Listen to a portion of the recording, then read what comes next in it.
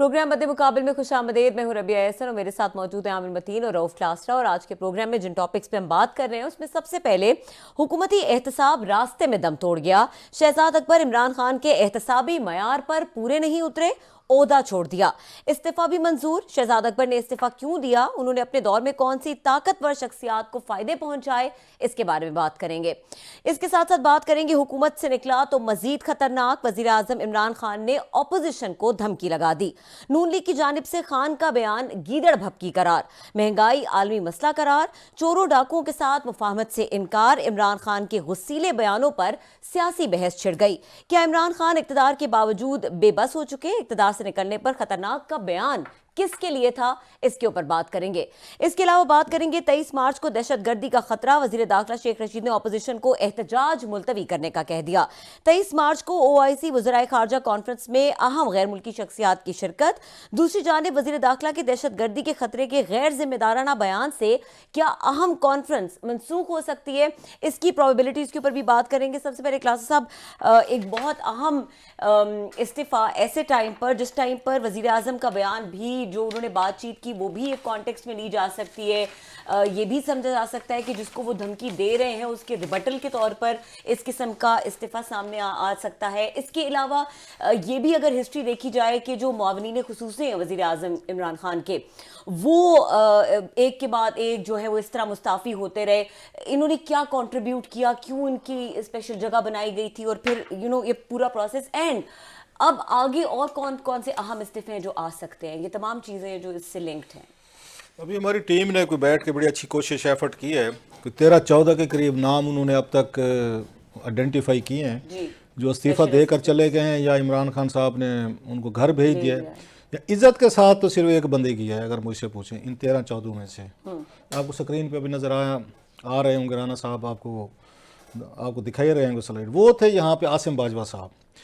वो वह थे जो इस्तीफ़ा देने गए थे और खान साहब ने उनका इस्तीफ़ा उनका कबूल नहीं किया था, उन पे मुतमिन हो गए। ये फ़र्क होता है ना इस मुल्क में, जब आप किसी सिविलियन या वर्दी वाले को घर भेजना चाहें या इस्तीफ़े लेना चाहें, वो खुद देना चाहते हों। अब तो कहते हैं बाहर निकलूंगा बड़ा ख़तरनाक हो जाऊंगा। उस वक्त हालत ये थी कि वो खुद आए थे कि भाई साहब हमारा इस्तीफ़ा ले लें, हमें घर। आपने कहा नहीं आपने इधर ही बैठने। खैर वो एक और कहानी है।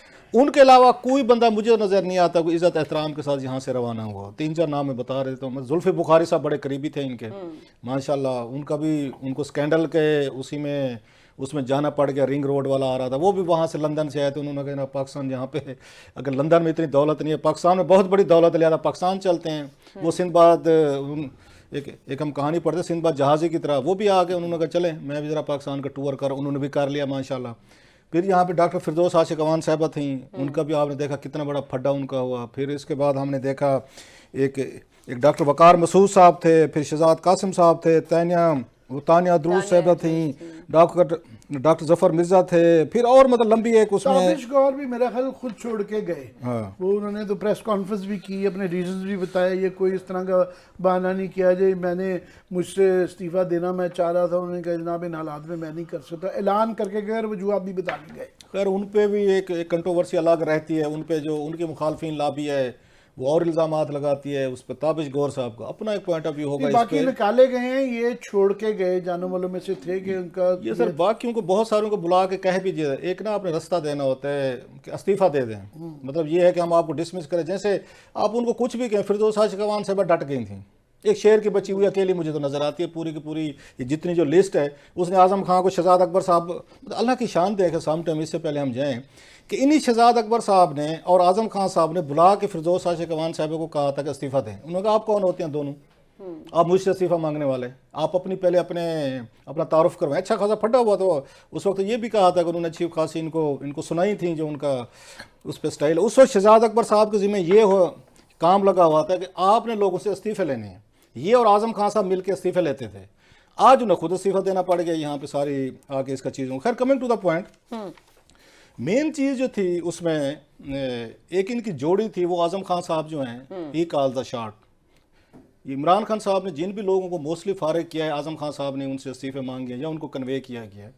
अब ये लगता है कि जिसने भी आजम खान साहब से फड्डा लिया है वो वहाँ पे हुकूमत में चल नहीं सका, और यहाँ पे हर हुकूमत के कुछ लोग होते हैं, आप उनके साथ टकराएंगे, अब कितने अच्छे हैं, पावरफुल हैं, आप यहाँ एग्जिस्ट नहीं कर सकेंगे। सो इससे ये बड़ा क्लियर यहाँ इंडिकेशंस आ रहे हैं। आपको याद होगा जहांगीर तरीन साहब ने यही शिकायत की थी कि मुझे जी आजम खान साहब जो है मुझे निकलवाया, उन्होंने मेरे खिलाफ कार्रवाइयाँ की हैं। इसके बाद आपको याद है फिरदौस आशिक अमान साहब हैं, एक दो मिनिस्टर हैं, मैं आप उनका नाम नहीं लेता क्योंकि मुझे ऑफ द रिकॉर्ड उन्होंने बताई हुई चीज़ें, उनके फटे चल रहे थे। सो एक चीज़ तो बड़ी क्लियर है कि इस वक्त आजम खान साहब और शहजाद अकबर साहब की जो जोड़ी थी वो टूट गई है।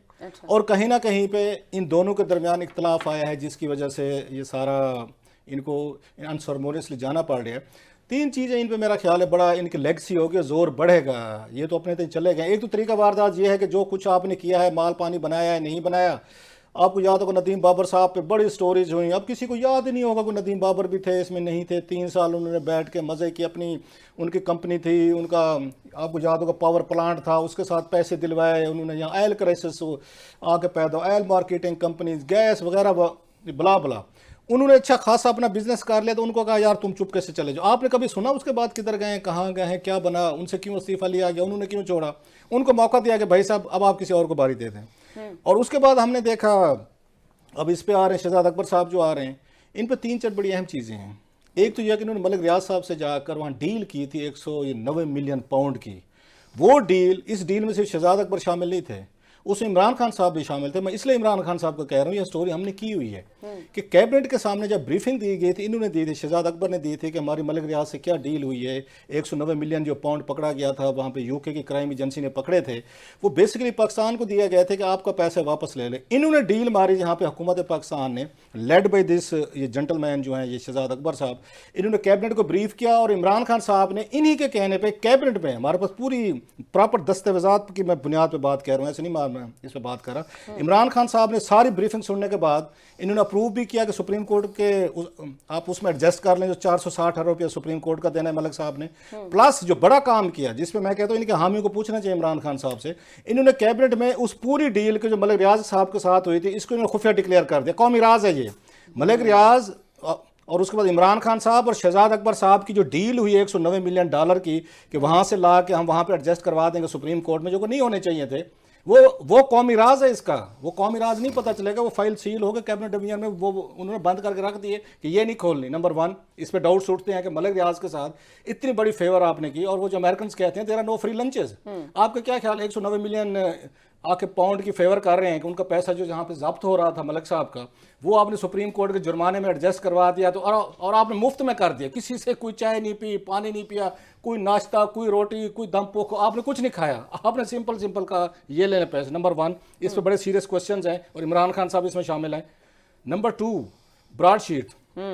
ब्रॉडशीट सबसे बड़ा एक इस मुल्क का स्कैंडल है जो कभी भी खुला। अभी तो इन्होंने आगे जस्टिस अजमत शेख के जरिए ना इंक्वायरीज करवा कर वो के नैब के जो फॉर्मर हमारे फौजी भाई थे, चेयरमैन थे, उसमें जनरल आपको याद हो अमजद थे, लेफ्टिनेंट जनरल मुनीर हफीज़ थे और जनरल खालिद मकबूल थे, जिनका रोल बनता था इस पूरी इसमें कंट्रैक्ट में, एग्जीक्यूशन में, टर्मिनेशन में। उनको क्लीन चिट दे दी और सिविलियन पर डाल दिया कि सिविलियन की वजह से हमने पेमेंट्स किए। इन्होंने जाकर उनके साथ मुलाकातें की, मूसवी के साथ। मूसवी ने अपने इंटरव्यू में बाकायदा एक उन्होंने कहा, इरफान हाशमी साहब जो लंदन से एक उन्होंने इंटरव्यू किया था, जो जर्नलिस्ट हैं बड़े अच्छे, वहाँ से बैठ कर रिपोर्टिंग करते हैं और अपने यूट्यूब करते हैं। उन्होंने कहा था कि जनाब एक यहाँ पाकिस्तान से टीम आई थी और वो कह रहे थे उसमें इन्होंने आके हमसे निगोशिएशन किए। हमने ने कहा जी छोड़ें, हमने आपका जो अदालती फैसला आया हुआ है, आपको पैसे 20-30 मिलियन डॉलर का जुर्माना है, आउट ऑफ कोर्ट सेटलमेंट होने वट उसको छोड़ें, हम आपको $1 बिलियन का बता देंगे, पाकिस्तान के $1 बिलियन फलां मुल्क में पड़े हुए हैं और आप हमें उसका 20% दें। तो कहते इन्होंने कहा, जो डेलीगेशन यहाँ से किया हुआ था, इनकी मुलाकात इनसे भी हुई थी, ये जो अपने शहजाद साहब जो हैं, उन्होंने इनसे कहा जनाब कि हमारा कट किधर है? तो मूसवी साहब ये कह रहे हैं कि जनाब कट क्या, हम तो 80% पाकिस्तान का कट है, आपके लिए कट तो पाकिस्तान का पैसा ले जाए। उन्होंने कहा नहीं, हमारा कट किधर है?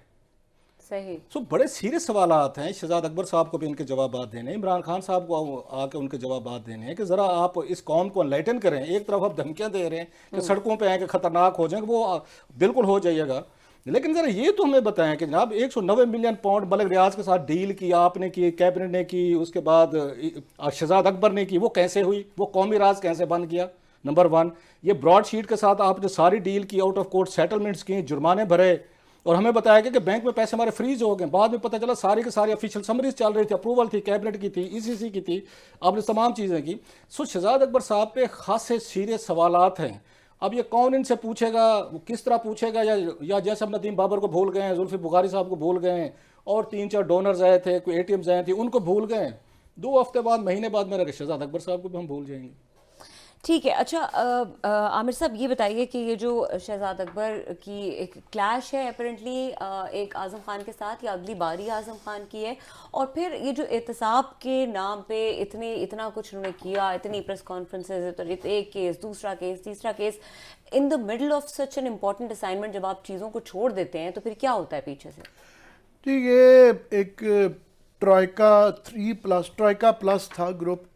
एक शहजाद अकबर साहब थे, आज़म ख़ान, और साथ में जो IB के चीफ़ हैं वो भी, क्योंकि आज़म ख़ान के मंजूर नज़र है, और बहुत ब्यूरोक्रेट्स ये शिकायत करते थे, काफ़ी सारे जो है इन राइटिंग भी कर चुके हैं कि जनाब हमारी एक तरीक़ाकार बना लिया गया है कि जिसको ऊपर नीचे ले जाना हो उसकी ख़ास किस्म की एडवर्स रिपोर्ट आ जाती है, उसकी बेसिस पे प्राइम मिनिस्टर उसको सहीफ़ा आसमानी समझते हैं, और उसके बाद उसकी या तरक्की हो जाती है, या तनज़ली हो जाती है, या तबादला हो जाता है। तो पिछले 3.5 साल में इन्होंने एक पैरेलल गवर्नमेंट बनाई हुई थी, बिल्कुल एक पैरेलल गवर्नमेंट थी, और शहजाद अकबर साहब जो है ख़ास तौर पे इसको लीड करते थे कि पूरे ना सिर्फ के इस्लामाबाद, पूरा पंजाब और KP में, पंजाब में ख़ास तौर पे बहुत ज़्यादा एंटी करप्शन के यूनिट के हवाले से एडमिनिस्ट्रेशन के अंदर डायरेक्टली फ़ोन करते थे। मुझे ज़ाती तौर पे पता है कि डिप्टी कमिश्नर्स को डायरेक्टली फ़ोन जाते थे कि यूँ कर लो, यूँ कर लो।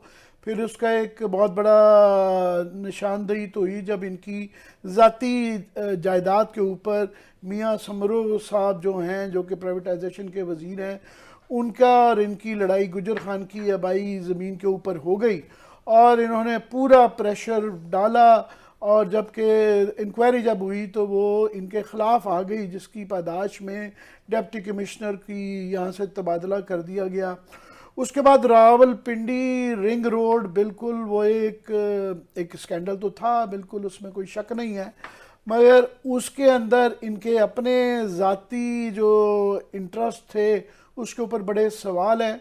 और मलिक रियाज इनके साथ यूँ थे, बिल्कुल यूँ थे, और क्या साहब सही कह रहे हैं कि ये वक्त गुजर जाता है कि काफ़ी लोगों के नाम भूल जाते हैं, पर मेरा ख्याल है ये जो 190 मिलियन का जो लंदन से जो पैसे लाए गए थे, 45 अरब रुपया है, 45 अरब रुपया वो मलिक रियाज ने जो सुप्रीम कोर्ट के कहने पे अदायगियाँ करनी थी एक्सचेकर और पाकिस्तान को, उस पर एडजस्ट करने का जो केस है ये नहीं दबेगा। और मैं हैरान हूँ, और कुछ थोड़ा सा जानते भी हैं कि एक कोई अपोजिशन में से भी कोई आदमी अदालत में नहीं गया, अदालत ने भी नोटिस नहीं लिया कि कोई कानून, कोई अब तरीक़ाकार नहीं बताया जा सकता कि जिसमें एक एक्सचेकर का पैसा किसी आदमी की ज़ाती अकाउंट के अंदर ट्रांसफ़र कर दिया जाए। तो उसमें मेरा ये वो एक केस है जिसके अंदर ये भी फंसेंगे और इमरान खान साहब भी फंसेंगे, क्योंकि बहरहाल एज प्राइम मिनिस्टर उन्होंने उसका अप्रूवल दिया। एक बात, दूसरा ये है कि अब ये जो आपका सवाल है कि ये इनकी आपस में दरार आ गई है, ये क्या है, ये पता चलेगा आज़म खान का कि आइंदा इसके बाद भी कोई और भी बरतरफियाँ तब्दीलियाँ आती हैं या नहीं। क्योंकि मैं समझता हूँ कि 3.5 साल में इमरान खान की जो गलतियाँ, जिसका आप एकदम ये उस पर भी बात करते हैं कि जो तकरीर उनकी एकदम आई है जिसके अंदर बड़ा फ्रस्ट्रेटेड भी नज़र आते हैं, गुस्से में भी नज़र आते हैं, डेस्परेशन भी नज़र आती है।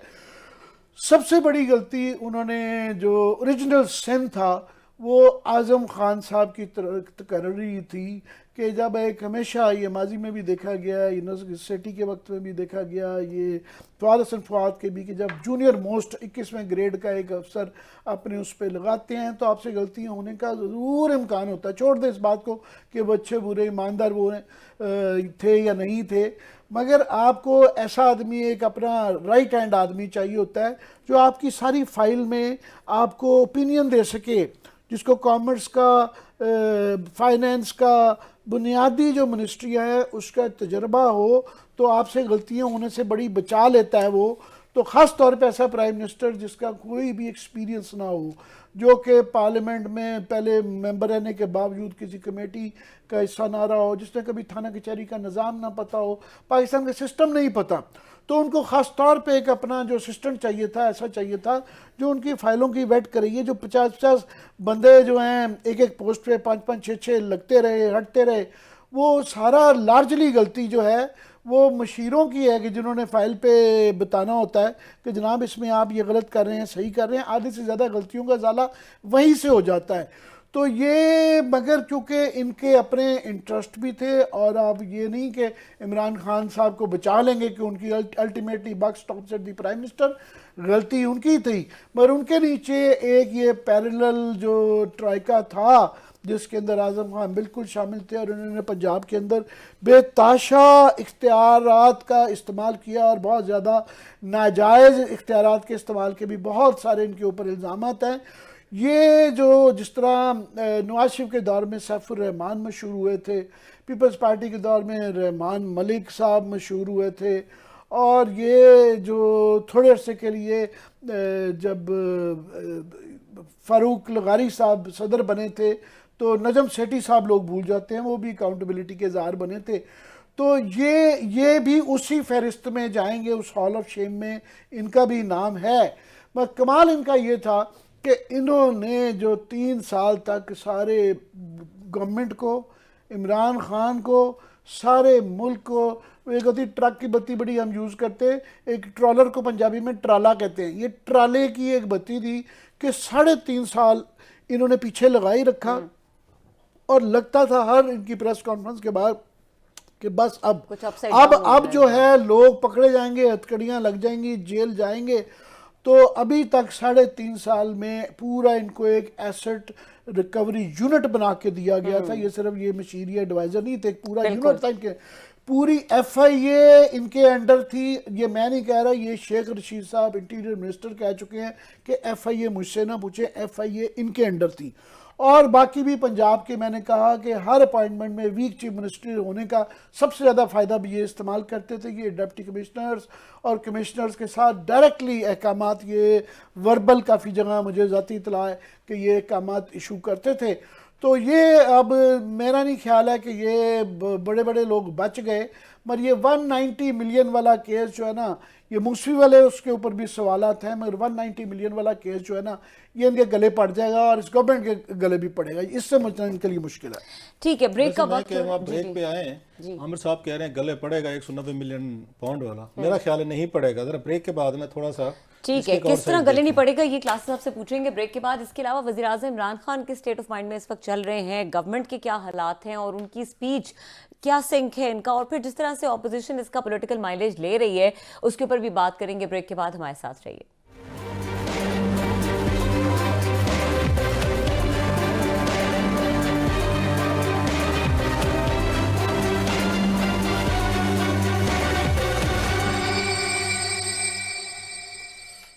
Welcome back. क्लास साहब, ब्रेक से पहले आप कह रहे थे कि नहीं गले पड़ेगा, एक तो ये बताइएगा, दूसरे इमरान खान ने कहा मैं डेंजर मैन बन जाऊंगा अगर आपने मुझे, अभी तो मैं फिर खतरनाक नहीं हूँ, हुकूमत में ना रहा तो मैं बहुत ज़्यादा खतरनाक हूँ। क्या कहना चाह रहे हैं? मैं थोड़ा इस पे बात करता हूँ, ये सवाल फिर आमिर साहब की तरफ लेके जाएं, फिर मैं इसके बाद बात करेंगे इमरान खान साहब वाली।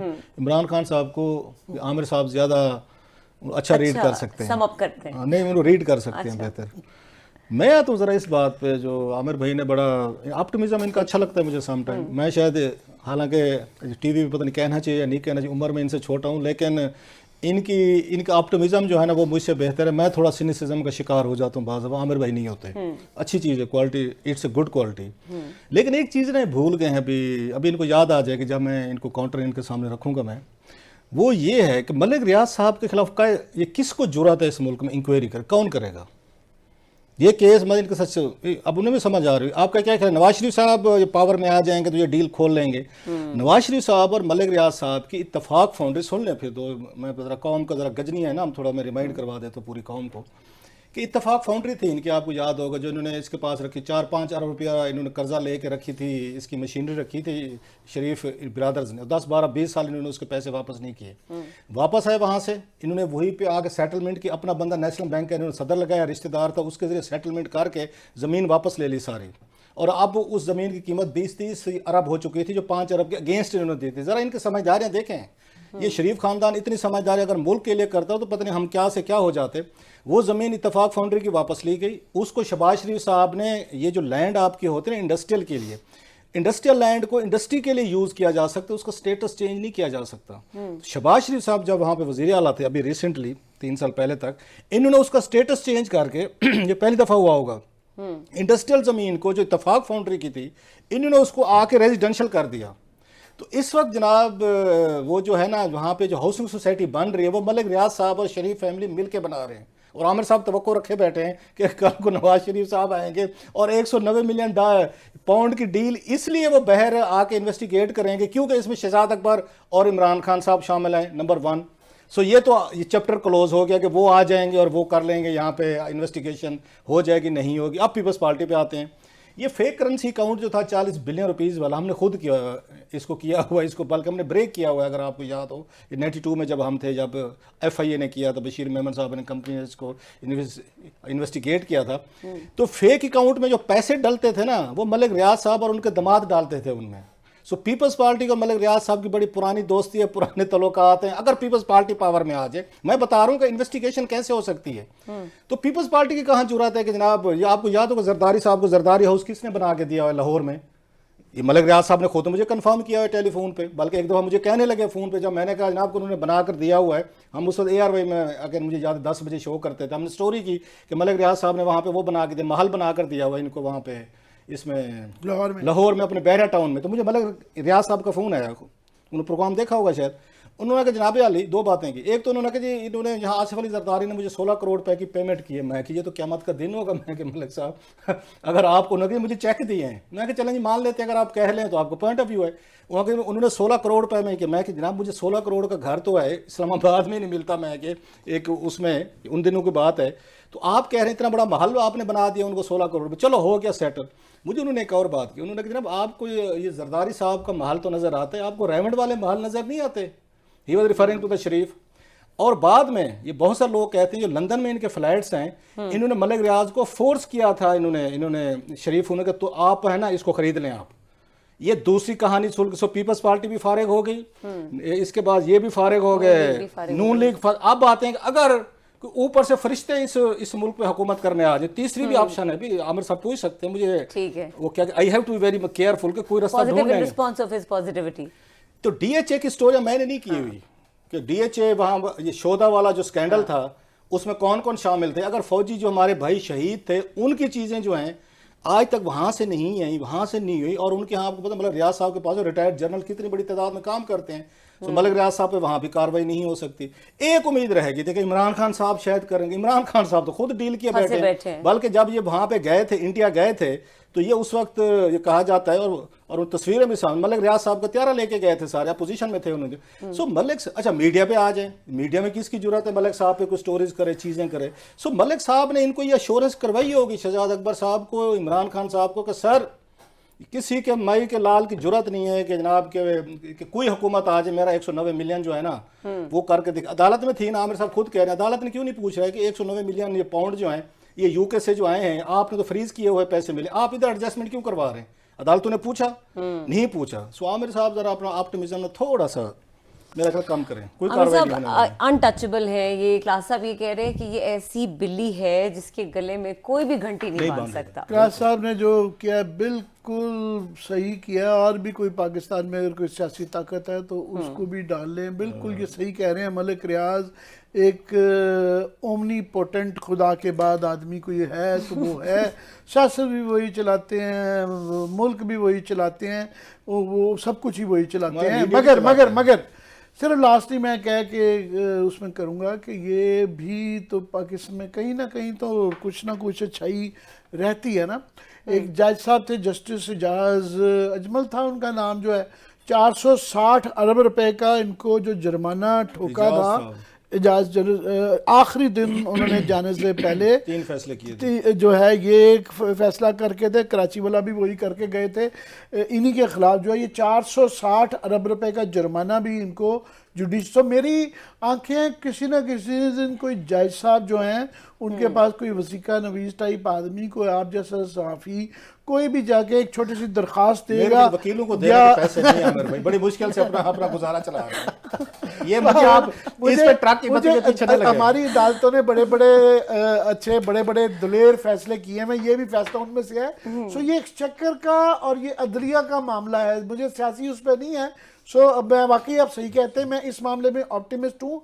और बड़े बड़े दिलेराना फैसले हुए, अगर आप ये कहें आप ये गुस्ताखी नहीं कर सकते और मैं भी नहीं कर सकता कि हमारी अदलिया भी 12 जुर्माना तो किया हुआ है ना, तो किस दिन कोई जज आएगा तो वो कॉन्स्टिट्यूशन 1 को भी देखेगा, इसको भी देखेगा। हमारी उम्मीद रहनी चाहिए, उम्मीद इस तरह की रखनी चाहिए, अदालतों से तो कम से कम ज़रूर रखनी चाहिए।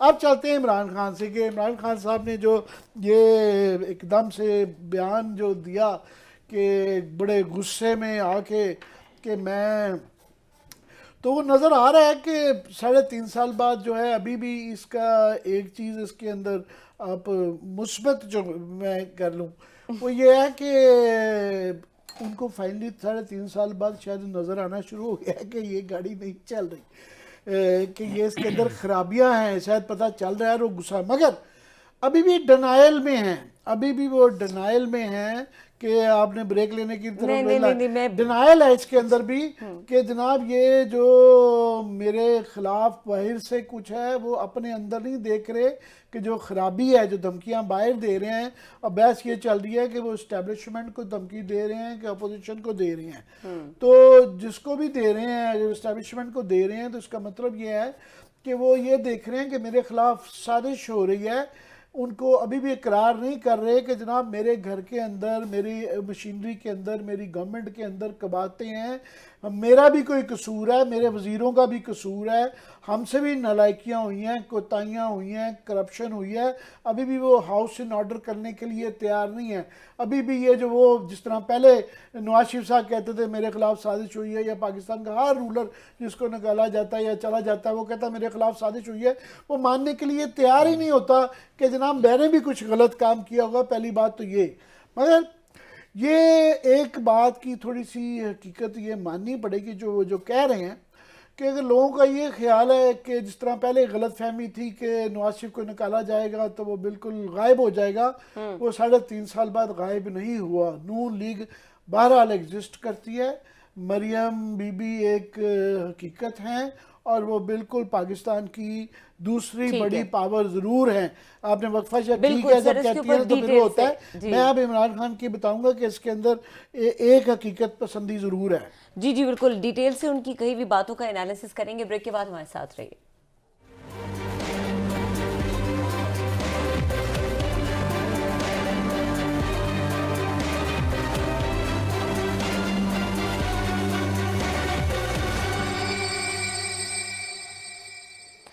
Welcome back. आमिर साहब, वज़ीर आज़म का ऑडियंस कौन था उस वक़्त, और इसके अलावा जो बाकी चीज़ों के बारे में वो तो कुछ आपने जैसे कहा कि वो अभी तक डिनाइल स्टेट से बात थोड़ी आगे नहीं है, लोगों को कुछ और ही बता रहे हैं। नहीं, वो तो क्लियरली नज़र आ रहा है कि वो जो है उनकी जो ऑडियंस थी वो इस्टेब्लिशमेंट को ही वो सुना रहे थे। और ये जो हम कह रहे थे कि नज़र आ रहा था कि वो जो पेज से वो जो पहले उम्मीद आती थी तो वो पेशावर जाने के बाद वो नहीं आ रही थी, तो वो एक गुस्सा था या एक पैरानोया था, डेस्परेशन व्हाटएवर।